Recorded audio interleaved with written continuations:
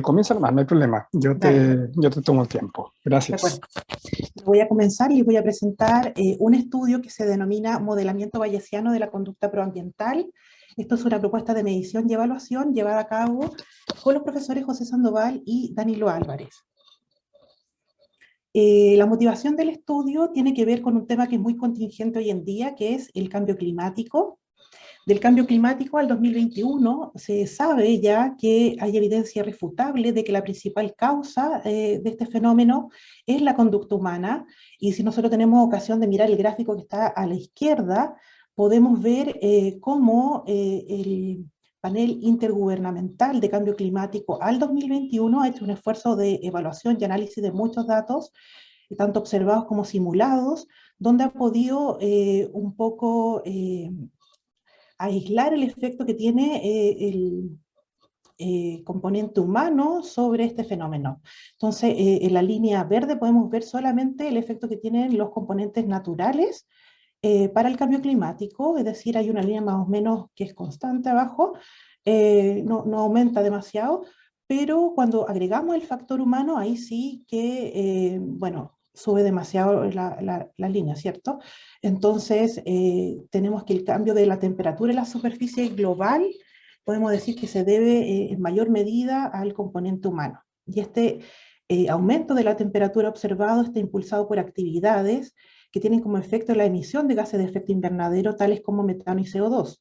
¿Ya? Este aumento de la temperatura provoca cambios en patrones climáticos y fenómenos físicos, tales como el aumento en el nivel del mar, sequías, menor acceso al agua, desastres naturales, entre muchos otras consecuencias. Por lo tanto, se considera que es un fenómeno global, mundial, que genera un estado de emergencia climática asociada a conflictividad psicosocial, necesidades de nuevas formas de gobernanza, nueva convivencia económica, nuevas prácticas de consumo, entre otras cosas. Por lo tanto, se necesita un enfrentamiento que sea rápido y sostenido en el tiempo, que genere estrategias de adaptación, de mitigación, que ponga en juego la voluntad política, la participación ciudadana, transiciones energéticas, energías no convencionales o renovables, y la necesidad de abordajes contextualizados que respondan a las vulnerabilidades sociales idiosincráticas de cada territorio, porque las respuestas de cada población no son las mismas y no requieren las mismas complejidades. Entonces, porque esto va siendo diferente en cada lugar. Entonces tenemos como resumen de esta primera lámina que la conducta humana, así como es la principal causa, también es la principal solución de cara a un desarrollo sostenible que permita repensar la forma en que vivimos, y todo esto de acuerdo a las investigadoras Maisa Roja y Laura Gallardo al 2021. Ahora, respecto de este estudio, tenemos que es una propuesta metodológica principalmente, donde lo que hace es analizar un cuestionario de tipo Likert sobre cambio climático que está contenido en un paper de los autores Hidalgo y Pisano del 2010, y donde lo que nosotros hacemos es generar evidencias de validez sobre este cuestionario, eh, y propuestas de medición y evaluación que incluyen 4 pasos que serían análisis factorial, inducción de constructos, generación de índices y modelamiento bayesiano con regresión beta. Ahora, respecto de los datos que vamos a trabajar o que voy a mostrar, ¿cómo fue la generación de los datos? Bueno, tuvimos 2 encuestas. En la primera hubo 266 observaciones, en la segunda 346 observaciones, en total 602 observaciones. La primera encuesta se llevó a cabo el año 2019 en modalidad presencial, y la segunda encuesta el año 2020 en modalidad virtual debido a la pandemia. Ambas comparten que se aplicaron a habitantes de la región de Ñuble, que son adultos de 18 años o más, y que se usó consentimiento informado para ambas aplicaciones. Respecto de los instrumentos de medición, estos fueron 3, un cuestionario sociodemográfico que contenía 6 preguntas, preguntas dicotómicas sobre cambio climático que eran 2 preguntas, y la escala de cambio climático que eran 19 ítems. Respecto del análisis descriptivo, se tomaron solo 2 escalas, que fueron los instrumentos demográficos y dicotómicos, en los cuales se calcularon los estadísticos pertinentes para cada nivel de medición de las variables, y se calculó también un p-value para ver si las muestras eran iguales o diferentes respecto de estos estadísticos. Ahora, como conclusión, tenemos que en esta lámina 4 de las variables presentaron diferencia, y 4 de las otras variables no. Por lo tanto, no es determinante el resultado como de este análisis, pero sí se tomaron decisiones para el modelamiento respecto de este tema. Más adelante yo les voy a contar sobre eso. Entonces aquí se generó la primera pregunta de investigación, que es ¿cuál es la estructura factorial de la escala española cuando es evaluada con datos observacionales chilenos? Aquí les presento la estructura original de la escala española, que es una escala de cambio climático de tipo Likert, que tiene 19 ítems separados en 5 categorías definidas teóricamente, que son las que están a mano izquierda, que son conocimiento, actitud, autoeficacia, percepción de riesgo e intención de conducta. Y tenía 5 opciones de respuestas, desde muy en desacuerdo hasta muy de acuerdo con la afirmación, pero no presentaba evidencias de validez respecto de esta estructura. Así que, bueno, esto es lo que presentaba Hidalgo y Pizarro el 2010.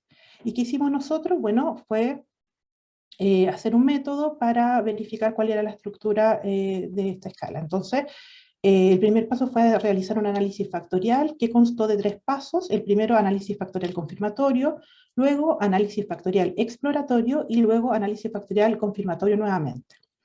Al probar la estructura española en las muestras 1 y 2 por separados con el programa JASP, este no permitió el análisis del ítem 6, por ejemplo, de forma unitaria, puesto que no admitía menos de 2 ítems por factor y tampoco fue posible obtener resultados de las otras 4 categorías presentadas por los autores españoles, ya que la matriz de covarianza de variables latentes no se definió positivamente de acuerdo con el package-Laban, y por lo tanto el modelo completo no era admisible. Esto nos llevó a pensar que teníamos que analizar cuál era la estructura que presentaba los datos observacionales chilenos para esta escala.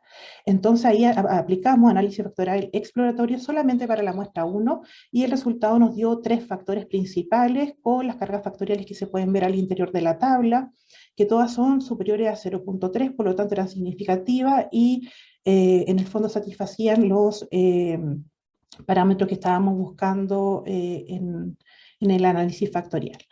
Entonces tomamos la muestra 2 y hicimos un análisis factorial confirmatorio, esta vez con esta estructura, y verificamos que la estructura de 3 factores ajustaba apropiadamente a la muestra 2 a través de los siguientes indicadores que se pueden ver en la tabla. Y, por ejemplo, los 3 primeros que se ven ahí debían ser superiores a 0,9 y eran superiores a 0,95, o sea, por lo tanto está súper bien el ajuste, y el RMSA debía ser inferior a 0,06, así que también el ajuste estaba muy bien. Por lo tanto, seguimos con nuestro método y pasamos al paso 2, donde realizamos una inducción de constructos, siguiendo a Martin y a Master T. Wilson. Entonces construimos un mapa de constructos, compuesto por un espacio de resultados definido por indicadores de calidad, entre los cuales se encuentra la búsqueda de categorías basadas en teorías, así como categorías determinadas por el contexto de medición. Estas se pueden ver en las últimas 2 columnas de mano derecha, y de acuerdo con estas categorías que ahí se presentan, se definieron los constructos a la base de la escala, que son la conducta proambiental, la cual se definió como comportamiento individual destinado a reducir el impacto ambiental negativo; percepción antropogénica, que es la conciencia, conocimientos y percepción de riesgo de las consecuencias negativas que tienen los desencadenantes humanos sobre el cambio climático; y percepción naturalística, que son creencias, actitudes, conocimiento y percepción de riesgo que tienden a atribuir consecuencias positivas a los desencadenantes naturales del cambio climático. Una vez hecho esto, surgió una segunda pregunta de investigación, que es: ¿puede la conducta proambiental ser explicada por otras variables? Y entonces decidimos llevar a cabo una estrategia que era la generación de índices a partir de estos 3 factores encontrados. El procedimiento se llevó a cabo a través del esquema que presenta a mano izquierda, donde a través de análisis factorial, que lo que hace es conectar variables que tienen mayor correlación en un mismo factor, con el software R y los packages, la PAM principalmente, se calcularon puntajes obtenidos a los cuales se aplicó una función de normalización y luego se obtuvieron índices estandarizados. Las distribuciones de estos 3 índices se pueden ver a mano derecha en los gráficos, y lo que se puede ver es que la distribución de cada índice muestra que la conducta proambiental y la percepción antropogénica tienen un patrón similar, es decir, los valores superiores, tiene valores superiores a 0,5, están mucho más presentes en estas 2 índices. Y por otro lado, el índice de percepción naturalística está más concentrado en valores cercanos a 0 y tiene más variabilidad, además de una asimetría positiva que difiere de los otros 2 índices. Como paso 4, llevamos a cabo un modelamiento bayesiano con regresión beta, en la cual se ingresaron los índices que habíamos creado, y uno de los índices ingresó como variable de respuesta del modelo, que es la conducta proambiental, y los otros 2 índices ingresaron como variables predictoras del modelo junto a otras variables, teniendo en total 11 variables predictoras en el modelo.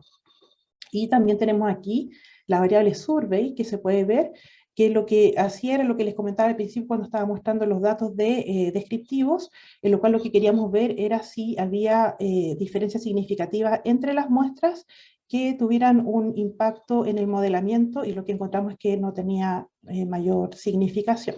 ¿Ya? Por lo tanto, las muestras podían ser fácilmente, fueron unidas finalmente para el análisis, porque no habían diferencias significativas entre ellas. Y la formulación del modelo de regresión beta la tenemos a mano derecha arriba, y a mano derecha abajo tenemos el modelo de probabilidad a posteriori que se utilizó.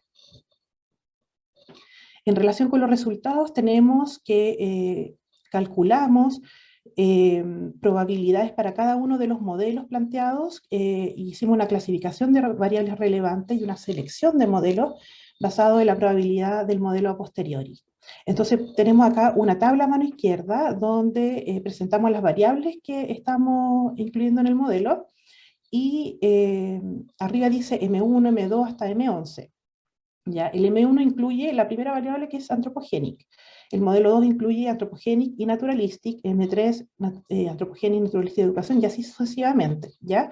Y los resultados de las probabilidades de estos modelos están acá abajo, donde podemos ver que está en negrito el modelo que es el mejor de todos, y que se presenta a mano derecha también arriba, el cual incluye dos variables principales, que son anthropogenic y naturalistic. Y podemos ver en este dato que tenemos aquí a mano derecha, en la última columna, como anthropogenic se estima que es un valor tiene una relación positiva con la conducta proambiental, porque el valor es 1, por lo tanto tenemos certeza absoluta que se relaciona positivamente con esa variable, y naturalistic tenemos la certeza absoluta de que no es positivo, por lo tanto hay una relación inversa entre esas ambas variables, la conducta proambiental y naturalistic. Y el segundo modelo lo que hace es incluir, además de estas dos variables, el modelo que está acá abajo, incluye además de estas dos variables la educación. Y ahí también tenemos que la educación se relaciona de forma directa con la conducta proambiental. Como conclusiones, se logra responder a la primera pregunta de investigación sobre cuál es la estructura factorial de la escala española cuando es evaluada con datos observacionales chilenos, encontrando una estructura de 3 factores que infieren 3 constructos: conducta proambiental, percepción antropogénica y percepción naturalística. También se logra responder a la segunda pregunta de investigación: ¿puede la conducta proambiental ser explicada por otras variables?, encontrando que la conducta proambiental se asocia directamente a la percepción antropogénica y a la educación, e indirectamente a la percepción naturalística, tal cual como fueron definidas anteriormente.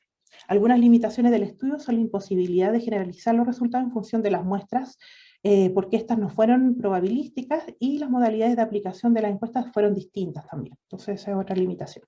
Algunas fortalezas se relacionan con el carácter interdisciplinario del estudio, la presentación de una metodología para tratar datos inicialmente de nivel ordinal y luego modelarlos con probabilidades a posteriori de estadística bayesiana. A modo de recomendación, se propone generar nueva evidencia acerca de la misma escala a fin de contribuir al levantamiento de información de tipo territorial local, que es escaso en América Latina, y promover la comparabilidad de resultados.